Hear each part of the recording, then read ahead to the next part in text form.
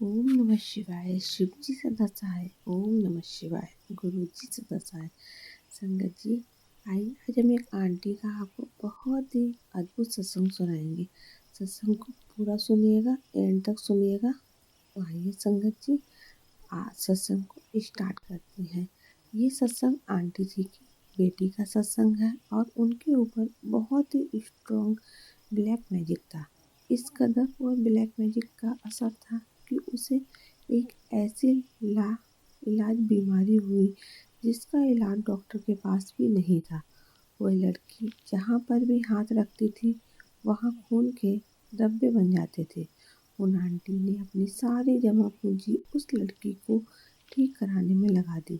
जहाँ जहाँ उन्हें लोगों ने बोला वह वहाँ वहाँ गई। इसी बीच उनके हस्बैंड के बिजनेस में एक भारी समस्या आ गई। उन अंकल ने किसी को पेमेंट की पर वह चेक बाउंस हो गई और कोर्ट केसेस चलने के बाद उन्हें जेल की सजा हो गई।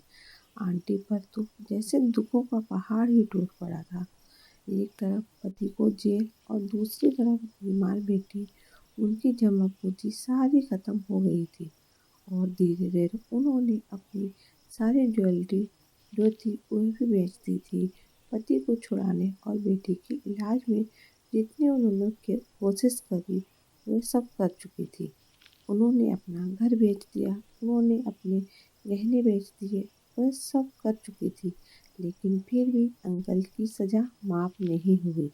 यहाँ तक कि उनके पास खाने के लिए पैसे भी नहीं थे। एक दिन उन आंटी ने सोचा कि ऐसी ज़िंदगी से तो मौत ही अच्छी है। उन्होंने सुसाइड करने का सोचा। जिस दिन वह खुद और अपने तीनों बच्चों को लेकर ट्रेन की पटरी पर मरने जा रही थी कि तभी उन्हें एक आवाज़ आई, रुक जा आंटी। आंटी को लगा कि कोई उनके पीछे खड़ा है। उन्होंने पीछे मुड़कर देखा, वहाँ कोई भी नहीं था। वो आंटी फिर आगे बढ़ी और फिर आवाज़ आई, तन्नू समझ नहीं आई मैं की किया कर बड़े मंदिर आई। वह आंटी बहुत डर गई और वह अपने तीनों बच्चों को लेकर अपने घर वापस आ गई और बड़े मंदिर के बारे में आसपास लोगों से पूछने लगी। और एक दिन अपने तीनों बच्चों को लेकर वह बड़े मंदिर के लिए निकल पड़ी। जैसे ही वह छतरपुर पहुंची तो ऑटो वालों से पूछा, लेकिन कोई भी चलने के लिए तैयार नहीं हुआ। जैसे तैसे करके एक ऑटो वाले को उन पर दया आ गई और उनसे बोला कि आइए मैं आपको ले चलता हूँ। थोड़ी देर चलने के बाद ऑटो में पहले तो झटके लगने लगे, फिर एकदम से ऑटो रास्ते में बंद हो गया और एक तरफ से पहिया जो था वह ऊपर हवा में उड़ गया। अब ऑटो वाले ने उन्हें बोला कि जब से आप मेरे ऑटो में बैठे हो तब से परेशानी आ रही है।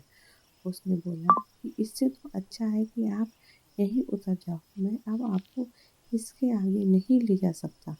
आंटी बहुत गिड़गिड़ाने लगी, बहुत रोई और उनसे प्रार्थना करी कि अंकल भैया आप प्लीज़ मेरे साथ चलो। हम पहले ही बहुत परेशानियों से निकल रहे हैं। हमारी एक आप ही परेशानी, आपकी उम्मीद एक आप ही हो। अब ऑटो वालों को उनके ऊपर दया आ गई और मंदिर चलने के लिए तैयार हो गया। मंदिर पहुंचे आंटी और उनके बच्चों ने माथा टेका और गुरुजी की गद्दी के आगे वह आंटी बहुत फूट फूट कर रोती रही, घंटों तक बैठी रही। सेवादारों ने उनको लंगर कराने के लिए भेजा। वहीं पर रघुवीर अंकल भी, जो गुरु जी के टाइम की संगत है, वह मंदिर में मौजूद थे और वह सब देख रहे थे। तो अंकल ने उनसे पूछा कि आंटी क्या परेशानी है। आंटी ने उनको सब बताया कि कैसे एक दिन वह अपनी परेशानियों से जूझ करके परेशान होकर आत्महत्या करने जा रही थी और कैसे कैसे एक अचानक से आवाज़ आई कि रुक जाओ। तो रघुवीर अंकल ने कहा कि आंटी वो कोई और नहीं बल्कि हमारे गुरुजी ही की आवाज़ थी। आंटी को फिर सब कुछ अंकल ने समझाया। आंटी अब घर आ गई। धीरे धीरे उनकी बेटी की तबीयत में भी सुधार आने लगा और तभी कुछ दिनों के बाद उनके अंकल का उनके हस्बैंड का फ़ोन आया और उन्होंने बताया कि मेरी सज़ा कम हो गई है और मुझे जेल से रिहा किया जा रहा है। तो तुम मुझे लेने आ जाओ। तो आंटी ने बोला कि पैसे नहीं है और मैं आपको लेने नहीं आ सकती, तो आप भी बस या किसी ऑटो को करके आप आ जाए। और उन्होंने अपना पता बताया कि यहाँ पर मैं रह रही थी। अब धीरे धीरे उनकी लाइफ सुधरने लगी। जिस लड़की का ब्लैक मैजिक इतना कठोर था कि डॉक्टर तक ने हाथ खड़े कर दिए थे, इतनी लंबी बीमारी उस लड़की को कितने सालों से पता नहीं चल रही थी। लेकिन गुरु महाराज के आशीर्वाद से उस लड़की का ब्लैक मैजिक गुरु जी ने बिल्कुल ही खत्म कर दिया।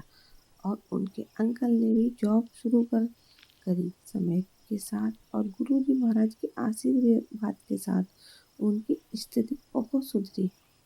कुछ सालों के बाद में एक भव्य सत्संग का आयोजन था, जहाँ रघुवीर अंकल भी मौजूद थे।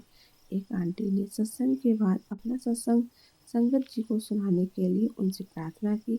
रघुवीर अंकल और उन आंटी को देख देख कर सोच रहे थे कि क्या करूं, सत्संग सुनाए।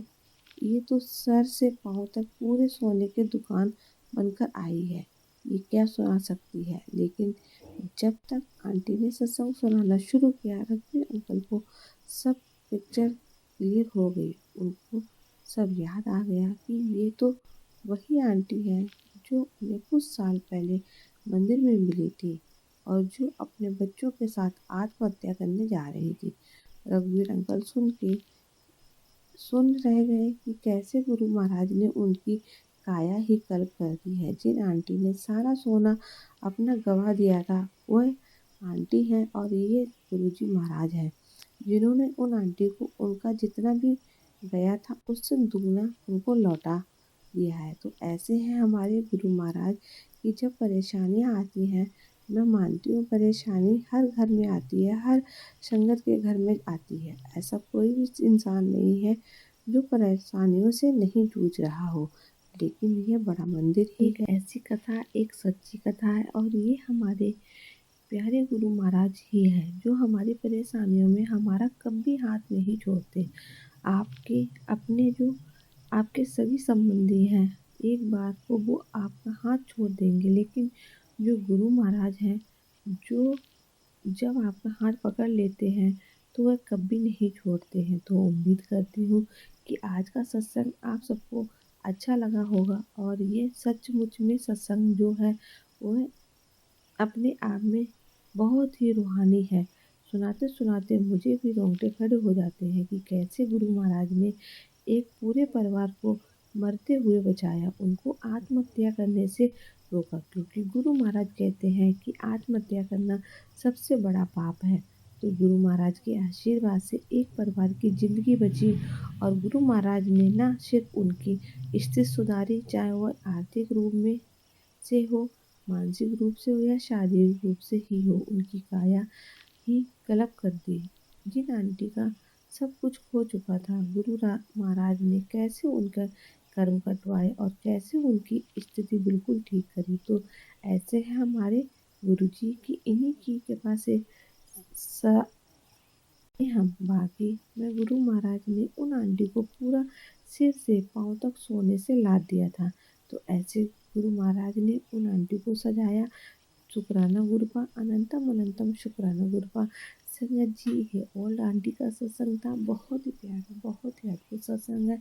अगर आपको भी कोई अपना शुक्राना सत्संग संगत जी के साथ शेयर करना है तो हमें लिख कर भेज सकते हैं, रिकॉर्ड करके भेज सकते हैं। डिस्क्रिप्शन में हमारा व्हाट्सएप नंबर दिया गया है।